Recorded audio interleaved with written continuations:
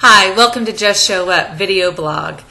I wanted to focus on a little topic today in regards to a young woman that contacted me last week. She was going through a very hard time. She was pregnant with twins. She was 8 weeks pregnant and spotting. And at this point, when she had first contacted me, she was not certain if these babies would survive or if she was actually going through a miscarriage. So she had asked that I pray for her. So I had diligently, just prayed for God's will, prayed for her husband, and of course for these unborn babies. I just found out yesterday in correspondence with her that she unfortunately lost these two babies. And in her questioning to me, she was asking, how does she deal with this pain? How does she cope when it seems like so many around her act like it's not that big of a deal because she was only 8 weeks pregnant?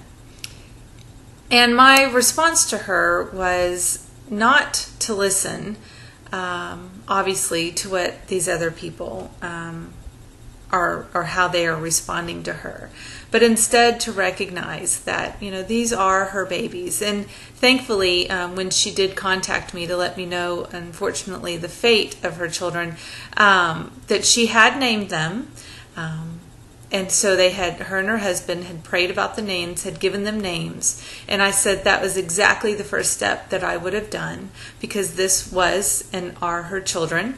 And the greatest part about this is that they are in heaven, and that she's already has this little, cheering section to pray for her and to pray for her future children that she's about to have.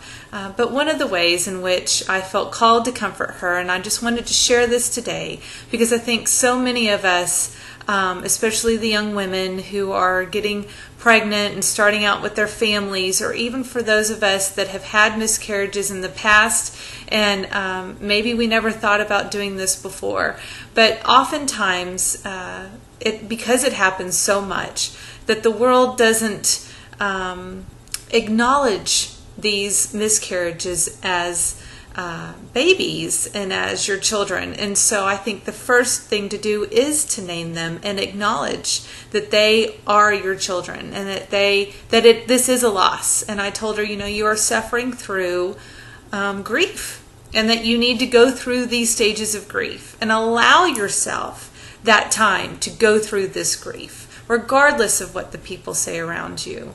Second of all, pray to the Blessed Mother. She knows your pain more than anybody else. For anybody that has lost a child of any age or gestation, Mary knows your pain.